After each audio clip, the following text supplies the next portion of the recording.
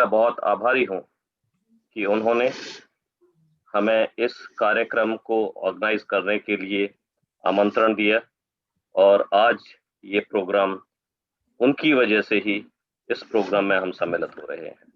ये उनका सौभाग्य है, ये हमारा सौभाग्य है कि वो हमारे कि वो हमें लायक समझते हैं कि हम भी इस कार्यक्रम में भाग ले सकें। इसमें काउंसुलेट का ये मैं बता कोई भी कंट्रीब्यूशन नहीं है, ये सारा का सारा ऑर्गेनाइजेशन जो है वो प्रेम जी ने किया है, इनकी सेवा इंटरनेशनल विक्टोरिया ने किया है।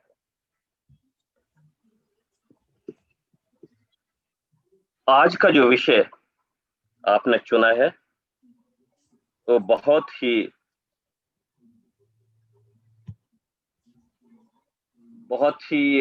क्या बोलते हैं, सही विषय है, बहुत ही संगत विषय है। और इस विषय के जो हमारे स्पीकर जो इंडिया से हैं, आचार्य श्री चंद्रशेखर शास्त्री जी विश्व विख्यात स्पीकर हैं एवं वेद प्रचारक हैं। डॉक्टर सुषमा आर्य जी आयुर्वेद स्पेशलिस्ट हैं।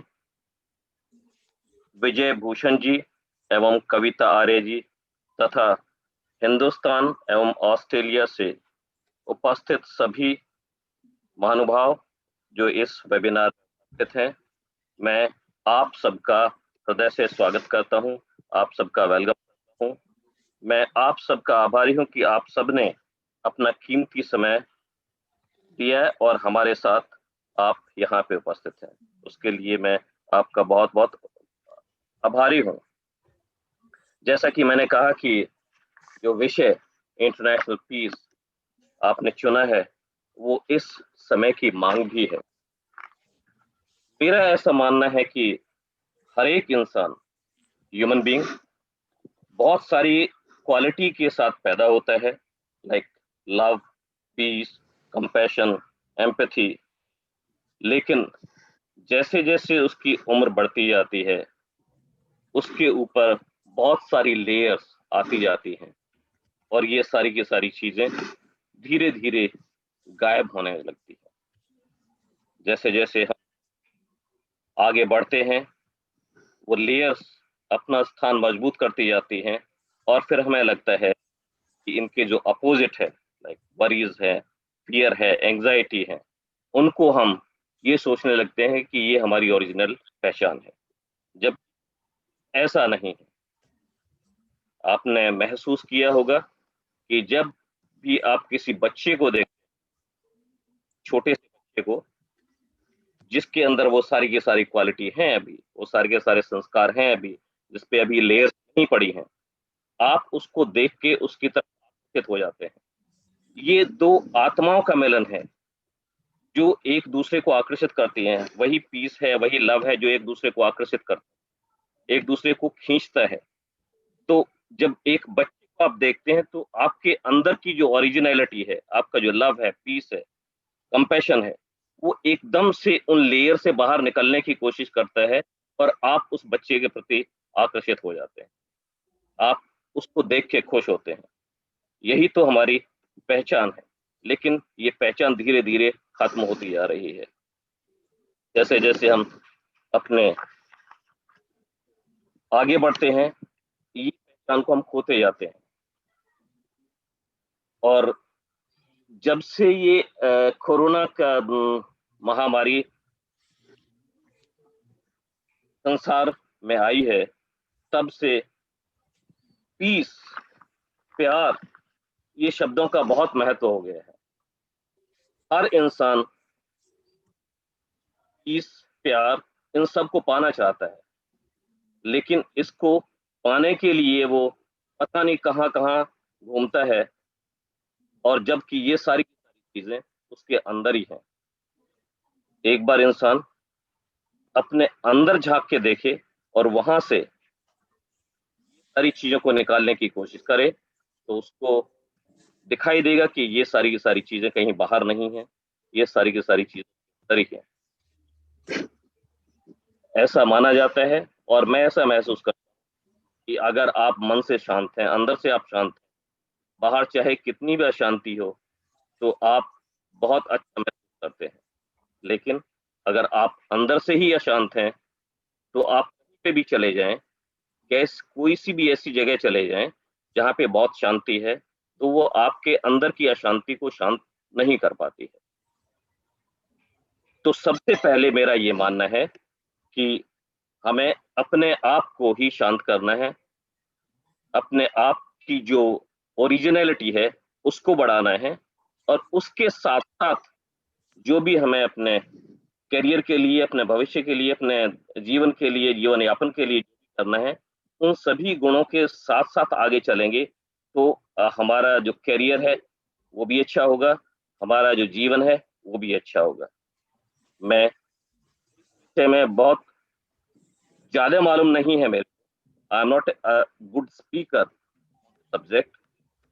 इस विषय पे हमारे जो स्पीकर हैं, आचार्य चंद्रशेखर जी और बाकी जो स्पीकर हैं, सुषमा आर्य और विजय भूषण जी और कविता आर्य जी, इसके ऊपर प्रकाश डालेंगे और मुझे आशा है नहीं, पूरी उम्मीद है कि हम यहाँ से कुछ सीख जाएँगे। मैं एक बार पुनः प्रेम जी आपका और के जो ऑर्गेनाइजेशन है सेवा इंटरनेशनल का एक बार पुनः हार्दिक स्वागत करता हूँ और मैं आभारी हूँ कि आपने मुझे ये समय दिया यहाँ पे आने के आपके बीच, उसके लिए मैं आपका बहुत-बहुत आभारी हूँ आपका। Thank you very much. Over to you. धन्यवाद राजकुमार जी, आपका सहयोग हमें आज ही नहीं पहले भी मिलता रहा है और ऐसी आशा है कि हमेशा मिलता रहेगा। तो आपके सहयोग से ही हम आगे बढ़ रहे हैं। अब मैं प्रार्थना करूंगी आचार्य चंद्रशेखर शास्त्री जी से। थोड़ा सा मैं उनके बारे में आपको बता दूं। वैसे तो जब वो बोलेंगे आपको अपने आप ही पता चल जाएगा, पर मैं रह नहीं सकती कुछ कहे बिना भी कि आचार्य चंद्रशेखर शास्त्री जी एक प्रख्यात वैदिक विद्वान, महान समाज सेवी, एक सहृदय कवि और आधुनिक वैज्ञानिक आविष्कार के परिप्रेक्ष्य में ईश्वरीय वाणी वेद के प्रचार प्रसार में लगातार लगे हुए हैं। उनका जीवन साहित्य, समाज और संस्कृति के प्रति पूरी तरह समर्पित है। बहुत बड़ा कार्य जो वो कर रहे हैं कि चारों वेदों को कंप्यूटरीकृत करके ऑफसेट प्रणाली से मुद्रित करके एक महान कार्य कर रहे हैं और उसको इंटरनेट पर डलवाने का भी पूरा प्रयास कर रहे हैं और ये बहुत बड़ा काम है। Being international speaker, he has been awarded with so many honors in Mauritius, Europe, Chicago in America. सब जगह से इनको, मुझे पता ही नहीं कितनी जगह से इनको सम्मानित किया गया है और पीछे स्वामी रामदेव जी ने भी आपको आर्य विभूषण प्रकाश पुरस्कार से सम्मानित किया। तो इतने सम्मान योग्य विद्वान हमारे मध्य उपस्थित हैं, ये हमारा सौभाग्य है। उनका स्वागत करते हैं। आचार्य चंद्रशेखर शास्त्री जी, कृपया अपने प्रवचनों से हमें लाभान्वित करें। आचार्य जी आप अनम्यूट कर दीजिए और हो सके तो अपना जो मोबाइल है जो आपने सीधा रखा है उसको आड़ा कर दीजिए। Yes, perfect, that's all good. Unmute करना पड़ेगा। हाँ, वो भी एक बार किया था लेकिन फिर से हो गया। हाँ जी, आइए लंबे स्वर से ओम की ध्वनि करें। प्रणव ध्वनि।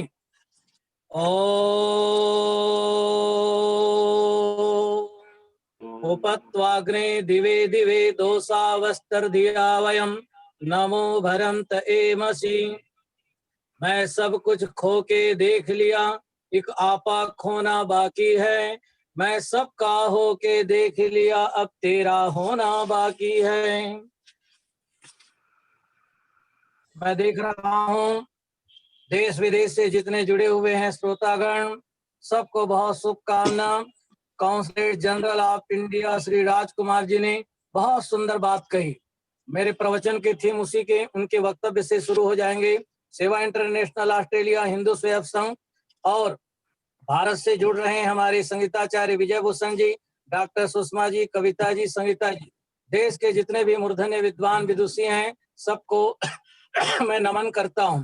साथ ही साथ पूरे कार्यक्रम के सूत्रधार प्रेम हंस जी, जो बहुत ही लगन और निष्ठा के साथ कार्य को आगे बढ़ा रही हैं, हमारे ऑनलाइन कार्यक्रम में सदा वो जुड़ती रहती हैं।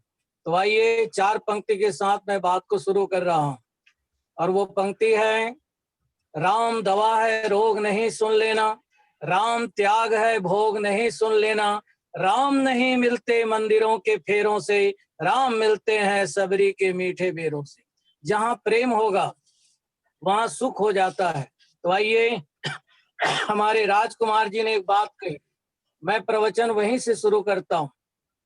उन्होंने एक बात कही कि हमारा जीवन सहज होना चाहिए, सरल होना चाहिए, और वेद में मंत्र आता है कि भगवान को पाना है तो बच्चे बन जाओ।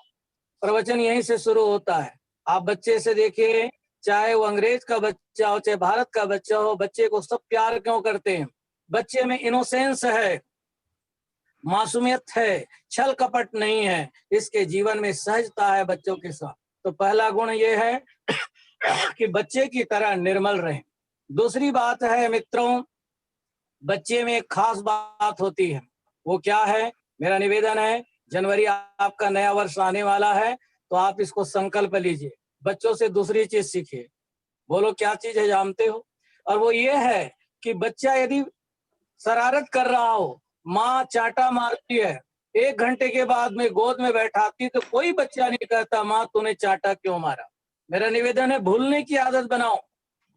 हम बहुत सारी पुरानी बातों को याद करके दुखी रहते हैं। बच्चों से दूसरी चीज शिक्षा लीजिए, भूलने की आदत बनाए। हम दुखी क्यों हैं, अशांत क्यों हैं, परेशानी क्यों है? उसका कारण बहुत सारी बातों को हम लोग याद रखे रहते हैं। जो बीत गई सो बीत गई, बीत का सिकवा कौन करे, और जब तीर कमा से निकल गई फिर तीर का पीछा कौन करे, यद गतम तद गतम।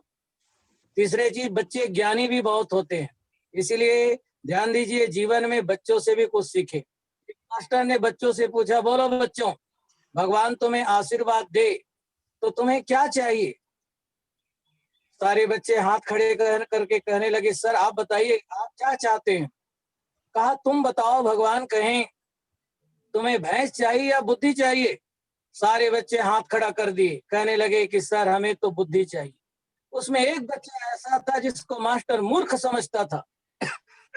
उसने कहा, नो सर मुझे बुद्धि नहीं चाहिए, भैंस चाहिए। मास्टर को बड़ा गुस्सा आया।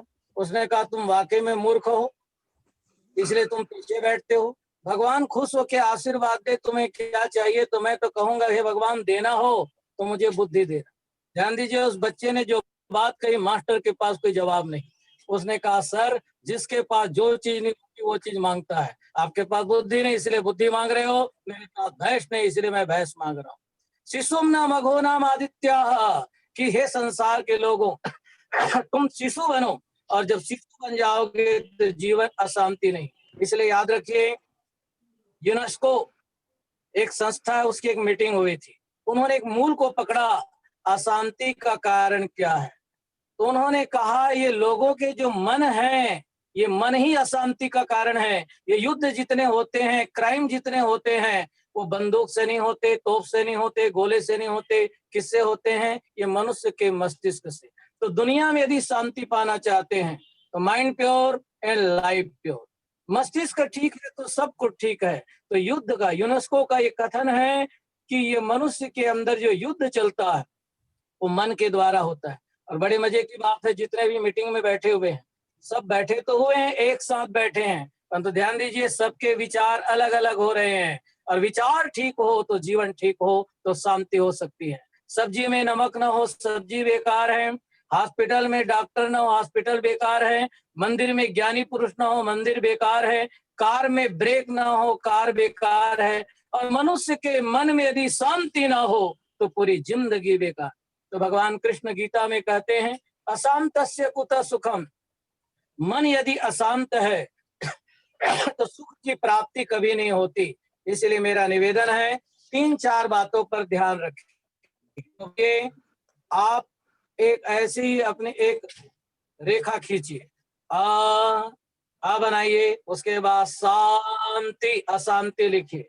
और जैसे अशांति लिखो आ को काट दीजिए, तो आपके जीवन में शांति प्राप्त हो जाएगी, और शांति मिलती है मन की प्रसन्नता से। तो 2-4 बातों को हम जीवन में याद रखें, और वो है सुख शांति पाने का उपाय है। पहला सूत्र है, मैं सरल सीधी बात आपसे कह रहा हूं, कभी मत सोचो कि ज्यादा पैसा होने से हमें सुख शांति मिलेगी, ऐसा कुछ नहीं। प्रभु की कृपा से मैं कनाडा गया, मार्खम में 108 कुंभ के यज्ञ हो गए, 2 बार मैं जा चुका। अकेले टोरंटो के अंदर में सैकड़ों योगा सेंटर चल रहे हैं। ध्यान दीजिए, अशांति का मूल कारण क्या है? मन है। तो कभी मत सोचो कि ज्यादा पैसा होने से हम सुखी रहेंगे। पैसे से आराम मिल सकता है, सुख नहीं मिल सकता। अब 4 बातों पर चिंतन कीजिए, बड़ी गहरी बात है। आज से 50 साल पहले मकान बड़े थे, आज बड़े हैं। आज से 50 साल बच्चे ज्यादा थे, आज ज्यादा हैं। आज से 50 साल पहले पैसा ज्यादा थे या आज ज्यादा है? प्रश्न पैदा होगा, 50 साल पहले मकान छोटे थे, आज मकान बड़े हैं। 50 साल पहले बच्चे ज्यादा थे, ध्यान दीजिए, आज बच्चे कम हैं। और 50 साल पहले नोट कम थे, आज नोट ज्यादा। पता क्या चला? पहले मकान छोटे थे तो भी लोग सुखी थे, बच्चे ज्यादा थे, पैसा कम था, तब भी लोग सुखी थे। और आज क्या है? बच्चे कम हैं, मकान बड़े हैं, पैसा बहुत ज्यादा है, तो भी लोग दुखी ज्यादा है। कारण क्या है? वहां में कारण को ढूंढना है, और वो कारण ये है कि मनुष्य संसार में कभी भी धन से तृप्ति को प्राप्त नहीं कर सकता। न वित्तेन तर्पणयो मनुष्य, कभी भी धन से उसको शांति नहीं मिल सकती, सुविधा मिल सकती है, सुकून नहीं मिल सकती। अब समस्या क्या है? गरीब की भी समस्या और अमीर की समस्या। गरीब की समस्या मैं क्या खाऊं, उसके पास रोटी नहीं है।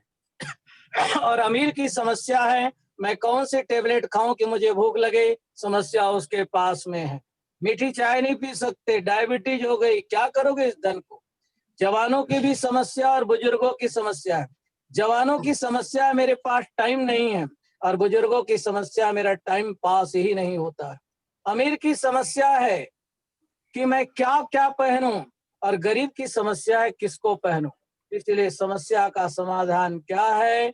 मिलता है सच्चा सुख केवल भगवान तुम्हारे चरणों में। ये विनती है पल पल छिन छिन रहे ध्यान तुम्हारे चरणों में। ईश्वर का ध्यान करना, सत्कर्म करना, सेवा करना, इससे सुख समृद्धि की प्राप्ति होती है।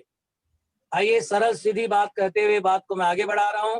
पहला सूत्र है, वस्तु का आग्रह मत करो, जो मिले उसे प्रसाद समझ के स्वीकार करो। आपके जीवन में शरीर का सुख होगा, मन की शांति होगी। ये जीवन का बहुत बड़ा स्वर्णिम सूत्र है। आगे चलो, दूसरा है, जुबान से विग्रह मत करो। पहला सूत्र मैंने दिया, आग्रह मत करो। दूसरा, जुबान से विग्रह मत करो, क्योंकि जुबान पे लगी चोट ठीक हो सकती है, परंतु जुबान से लगी चोट कभी ठीक नहीं हो सकती। इसलिए जब आप मंत्र बोलते हैं, वांगमास्यस्तु, प्रभु मेरी वाणी प्रतिष्ठा युक्त हो, वाणी में मिठास हो, क्योंकि गोली का घाव भर सकता है परंतु बोली का घाव कभी नहीं भरता। तीसरी बात है, संपत्ति के लिए परिग्रह मत करो। बड़ा स्वर्णिम सूत्र है आपके लिए। आग्रह मत करो किसी वस्तु का, जुबान से विग्रह मत करो, और संपत्ति के लिए परिग्रह मत करो, क्योंकि अति परिग्रह, अति परिचय दुख का कारण बनता है। पकड़िए इस स्वर्णिम सूत्र को। उतना मत कमाओ जितना तुम कमा सकते हो, उतना कमाओ जो ठीक से जिंदगी गुजार सकते हो। उतना मत खाओ जितना तुम खा सकते हो, उतना खाओ जो ठीक से पचा सकते हो। उतना गीत मत गाओ जितना तुम गा सकते हो, उतना गीत गाओ जो ठीक से रिझा सकते हो। उतना संबंध मत बनाओ जितना तुम बना सकते हो, उतना संबंध बनाओ जो ठीक से निभा सकते हो। यह है जीवन जीने की कला, यह है सुख शांति का उपाय। आइए मनोविनोद पूर्वक मैं बात को आगे बढ़ा रहा हूं। एक महात्मा जी थे, और बहुत ही सतोवृत्ति महात्मा थे। 10 साल पहले गए, कह लगे महात्मा जी आशीर्वाद दो। महात्मा जी ने आशीर्वाद दिया और कहा महात्मा जी के 10 साल के बाद वो मिलने के लिए आया। तो देखते क्या है, महात्मा जी के दोनों कंधे में 2 बच्चे बैठे हुए हैं। उसने कहा महात्मा जी आप तो वीतराग सन्यासी, ये किसके बच्चे हैं? उसने कहा जी हमारे बच्चे हैं। बोले महात्मा जी झूठ बोलते हो आप, आप तो ब्रह्मचारी व्यक्ति हैं, सन्यासी व्यक्ति हैं, और आपके बच्चे शायद भक्तों के बच्चे होंगे। उसने कहा, बेटे एक चूहे ने हमारी शादी करा दी। महात्मा जी ने एक बात सुनाई, ये मेरे प्रवचन का मुख्य सार है। कहने लगे, बेटा मैं झोपड़ी में रहता हूँ और 2 कपड़े ही मेरे पास हैं। चूहा आया और काटने लगा, बड़ी दिक्कत हो गई। एक भक्त आके कहने लगा, महात्मा जी आप क्यों दुखी हो? क्या बोले, चूहे ने कपड़े काट दिए हैं, अब मैं क्या करूं? उन्होंने कहा, महात्मा जी बिल्ली पाल लो, और जब बिल्ली पाल लोगे तो चूहे की समस्या खत्म हो जाएगी। महात्मा जी ने बिल्ली पाल ली। अब दूध कहाँ से लाएं? भक्त कभी कभी दे गए, कभी नहीं दे पाए। उन्होंने कहा, महात्मा जी एक काम करो, गाय पाल लो। गाय पाल लोगे तो बिल्ली की दूध मिल जाएगी और आपको भी जीवन में सुख होगा। महात्मा जी ने गाय तो पाल ली, अब सेवा कौन करे? तो एक व्यक्ति ने कहा, महात्मा जी आपके चेहरे में कोई खुशी नहीं दिखाई दे रहा है, आप बड़े दुखी है, क्या बात है? उसने कहा, बेटे क्या करे, गाय तो पाल ली, अब चारा नहीं मिलता। बोले, महात्मा जी आप शादी कर लो तो आपकी भी सेवा हो जाएगी और गाय की भी सेवा हो जाएगी। शादी हो गई। कहने लगे, बेटा बस एक चूहे ने हमारी शादी करा दी। जिंदगी ऐसी है, इसलिए याद रखो, वासान से जीर्णान यथा विहाय। शरीर भोगों से नहीं चलता है, शरीर एक साधन है, साध्य नहीं, रास्ता है, मंजिल नहीं। इसलिए जीवन के अंदर शांति चाहते हैं, अपरिग्रह व्रत को धारण करें। आगे चलें। चौथी चीज है, किसी भी व्यक्ति के प्रति पूर्वाग्रह से ग्रसित ना हो। ध्यान दीजिए, कई बार हम लोग टेंशन में रहते हैं, परेशानी होती है, अमुक व्यक्ति ने मुझे गाली दे दी, तो आप पूर्वाग्रह से ग्रसित ना रहे। मेरा कहना है, रात भर में दोस्त दुश्मन बन सकता है और दुश्मन दोस्त बन सकता है। आज के स्वर्णिम सूत्र को कंठस्थ कीजिए। किसी भी वस्तु का आग्रह न करें, जुबान से विग्रह न करें, संपत्ति के लिए परिग्रह न करें और किसी भी व्यक्ति के प्रति पूर्वाग्रह से ग्रसित न हो तो जीवन सफल हो जाता है। तो आइए, पहले के लोग घड़ी नहीं पहनते थे, इसके बावजूद जीवन समय था। तो मेरा जो प्रवचन है, शारीरिक उन्नति, आत्मिक उन्नति, सामाजिक उन्नति और तीनों उन्नति होगी तो आपके मन में शांति होगी, आपका जीवन सफल हो जाएगा। तो आइए, दूसरी बात जो आपके लिए बहुत काम की बातें मैं दे रहा हूँ। भगवान बहुत दयालु है और कई प्रकार की समस्या का समाधान है, परंतु मैं बैठे बैठे सोच रहा हूँ, हे प्रभु तुम कितना दयालु है, परंतु दुख की बात है उस चीज को हम समझ नहीं पाते। ऑस्ट्रेलिया के जो मुख्य राज्य हैं, कई हमारे प्रेमी वहां हैं, Sydney, Melbourne, Brisbane, Perth, Adelaide, और मैंने अनुभव किया है, शायद जो ऑस्ट्रेलिया में रह रहे हैं, आपके यहाँ सबसे बड़ा फेस्टिवल है मुंबा है। मुंबा नाम का एक फेस्टिवल है जो वहां के लोग मनाते हैं। मेरा आपसे एक ही निवेदन है कि परमात्मा ने ये शरीर दिया है और इस शरीर को सत्कर्म में लगाइए और भगवान जो भी आपको बीमारी है, दुख है, परेशानी है, उसका समाधान केवल आपको मिल सकता है। भगवान ने जो ये फल बनाए हुए हैं, आप सोचेंगे फल फ्रूट से कोई इलाज हो सकता है? आइए अपने सिर को देखिए प्रेम जी, इस सिर में बाल हैं, सिर के जितने भी बीमारियां उसको दूर करना है तो उसके लिए नारियल का फल है, नारियल।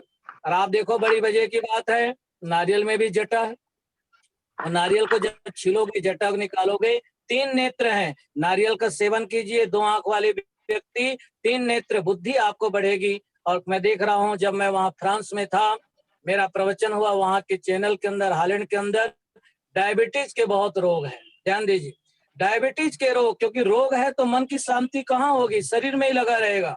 डायबिटीज जिनको है, मेरा निवेदन है, चावल जब खाएं तो आप तेज पत्र डालें, तेज पात डालें, नहीं तो नारियल की गरी जरूर डालिए, आपको डायबिटीज कभी नहीं होगी। ये विद्या पुराने लोगों को याद थी। जब माताएं बनाती थी खीर तो क्या करती थी, चावल के साथ, दूध के साथ जब वो खीर बनाती थी तो नारियल की गरी जरूर डालती थी। और इसको, विद्या को मद्रासी लोग मानते हैं। इडली डोसा यदि खिलाएं तो नारियल की चटनी आपको जरूर देंगे। आइए, बहुत सरल सीधी बात, आगे बढ़ते हैं।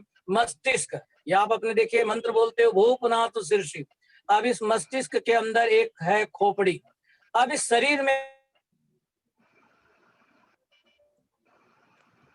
आवाज नहीं आ रही।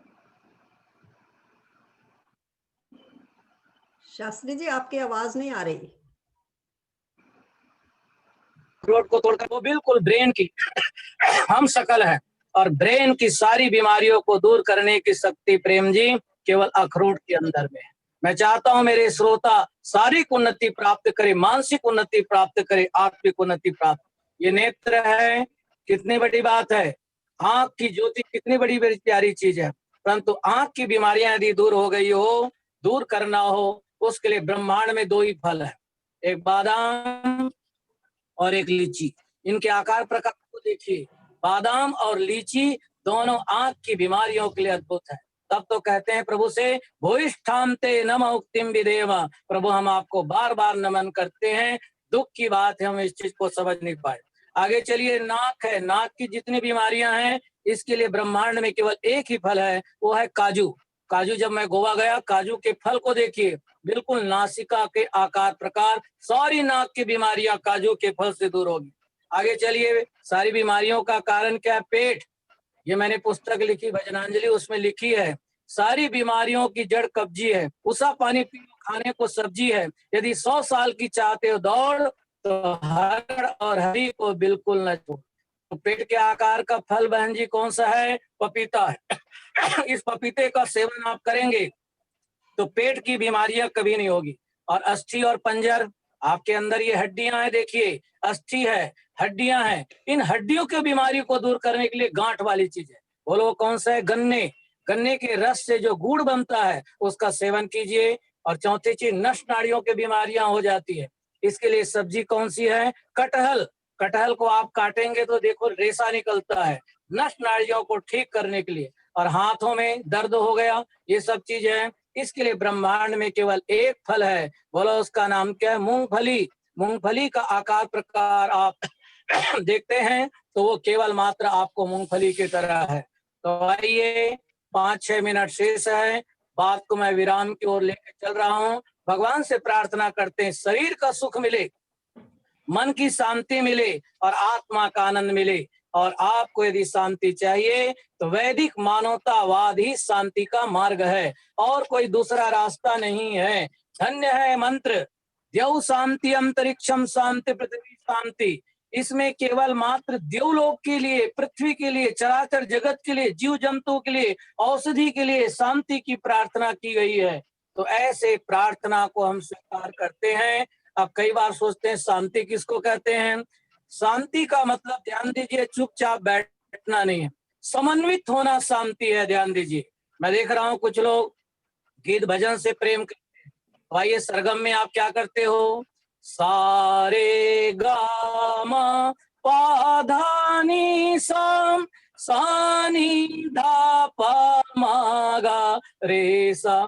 स्वर है तो सा ऊपर उठ रहा है, रे उतार चढ़ाव ईश्वर में है, परंतु जब मिल करके बजते हैं संगीत पैदा होता है, मिल करके बजते हैं राग रागिनियां पैदा होती है। ऐसे समन्वित होना ही वास्तविक शांति है। इसलिए स्वर कभी मध्यम है, कोई नीचे है। इसलिए आओ परम पिता परमात्मा वेद में कहते हैं, वैदिक संस्कृति में कहा गया है, वास्तविक शांति के लिए एक ही शब्द है, श्रृण्वन्तु सर्वे अमृतस्य पुत्रा। तुम दुनिया के लोगों जितने तुम अमृत का पुत्र हो। ये लड़ाई झगड़े क्यों हो रहे हैं? साम्राज्यवाद, संप्रदायवाद के कारण अशांति है। लड़ाई झगड़े क्यों होते हैं? जब हम अपना और पराया का ख्याल रखते हैं। विचार करो, मैं यहाँ बैठा हूँ, कोई व्यक्ति मेरे पास आया और अभिवादन करने लगा, उसकी नजर ऊंची है और आपके पैर में चोट लग गई, आप तुरंत गाली दोगे, क्या कहोगे? चलना नहीं आता। परंतु जिंदगी में अनुभव करो, भोजन करते समय अपने दांत से जीभ कट जाती है तो आप गाली क्यों नहीं देते? क्योंकि जीभ भी अपनी है और दांत भी अपने हैं। यस्तु सर्वाणि भूतान्यात्मन निवसति तत्र का मोह का शोका एकत्वम अनुपस्थिति। सब प्राणी मात्र के प्रति जो करुणा दया की भावना रखता है और दुनिया में शांति का संदेश पहुंचा सकता है। इन्हीं शुभकामनाओं के साथ आप सबको बहुत शुभकामना देता हूं। 2-3 मिनट और शेष हैं, वाणी को हम विराम दे देते हैं। सबसे पहले जो हमारे श्रोता हैं, मैं देख रहा था कार्यक्रम के प्रति इतनी रुचि बनी कि आपने कार्यक्रम शुरू किया, 166 लोग जुड़ चुके थे। ये आपकी श्रद्धा को हम प्रणाम करते हैं। और इस पंक्ति को पकड़िए, जो व्यक्ति द्वेषपूर्ण विचारों से मुक्त रहता है वो निश्चित रूप से शांति को प्राप्त कर सकता है और कोई दूसरा रास्ता नहीं है। इसीलिए आइए परमपिता परमात्मा आपके शरीर को स्वस्थ रखे, मन को शांत रखे और आत्मा का आनंद की प्राप्ति हो जाए तो जीवन सफल होता है। दोनों हाथ जोड़िए, समय की सीमा होती है। बहुत सुंदर बात करके वाणी को हम विराम दे देते हैं। पकड़िए पंक्ति को, ये दार्शनिक पंक्ति है। प्रेम जी, हम तारीफ आपकी नहीं कर रहे, आप बड़े स्वाध्यायशील हो, तो आप कई बार हमारे कार्यक्रम में जुड़ती हैं। स्वाध्याय प्रवचनाभ्यम न प्रमदितव्यम, सब में प्रमाद कर लेना, स्वाध्याय में और प्रवचन में कभी प्रमाद नहीं करना। आइए पकड़िए, बहुत प्यारी पंक्ति है, पूरी विश्व शांति की कामना है। पकड़िए, सुंदर पंक्ति है। बाद में पता चला ऑस्ट्रेलिया के जो लोग हैं वे भी अपने किस्से सुनाएंगे। मेरे भी कुछ परिवार है वहाँ ऑस्ट्रेलिया में, वे भी जुड़े हुए हैं, उन सबको शुभकामना देता हूँ। आइए, हम देवता न बने कोई गम नहीं, हम दानव न बने ये भी कोई कम नहीं। पकड़िए बात को, हम देवता न बने कोई गम नहीं, हम दानव न बने ये भी कोई कम नहीं। आगे चलिए, ना जिए दूसरों के लिए कोई गम नहीं, ना जिए दूसरों के लिए कोई गम नहीं, जीने दो दूसरों को ये भी कोई कम नहीं। बस इतना भी कर लिए तो जीवन सफल है। आगे चलिए, गिरे हुए को ना उठाएं तो कोई गम नहीं। प्रेम जी, कोई व्यक्ति गिर गया हो, गिरे हुए को ना उठाए कोई गम नहीं, उठते हुए को ना गिराएं ये भी कोई कम नहीं। कोई उन्नति कर रहा है, ईर्ष्या न रखें। और ये विश्व शांति का स्लोगन मैंने दिया, जो व्यक्ति द्वेषपूर्ण विचारों से मुक्त रहता है वो निश्चित रूप से दुनिया में शांति को प्राप्त कर सकता है। और आगे चले, जिसके लिए हम आनंद की ओर चलेंगे, सुख शांति और आनंद। गिरे हुए को ना उठाए कोई गम नहीं, उठते हुए को ना गिरा ये भी कोई कम नहीं, दूसरे को जाने ना जाने कोई गम नहीं। पकड़िए बात को, दूसरे को जाने ना जाने कोई गम नहीं, अपने को जान जाए ये भी कोई कम नहीं। आत्मज्ञान हो जाए तो आप जीवन में जान जाएंगे कि आपके साथ जाने वाली दौलत कौन है। मैं आपसे एक प्रश्न करता हूं, भारत ऑस्ट्रेलिया के हमारे लोग जुड़े हुए हैं, दुनिया पूछती है तुम्हारे पास क्या है, लेकिन एक प्रवक्ता होने के नाते आज ऑस्ट्रेलिया वालों से, भारत वालों से पूछता हूं तुम्हारे साथ क्या है। दुनिया पूछती है कि आपके पास क्या है, लेकिन मैं चंद्रशेखर शास्त्री पूछता हूं आपके साथ क्या है। ये महत्वपूर्ण है। पास आपके बहुत है, गाड़ी है, घोड़ा है, बीबी है, बच्चे हैं, डॉलर है, मकान है, दुकान है, रुपया है, पैसा क्या नहीं है, सब कुछ है। कब तक है? जब तक आंखें नहीं मिची। आंखें बंद हुई, खेल खत्म, फिर वही साथ होता है जो तो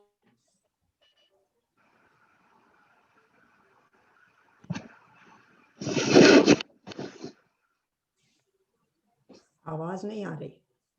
हाँ, उनके यहाँ नेट का प्रॉब्लम होगा तो थोड़ा हाँ, अभी आ नेट जाएगी, का अभी प्रॉब्लम। आ जाएगी।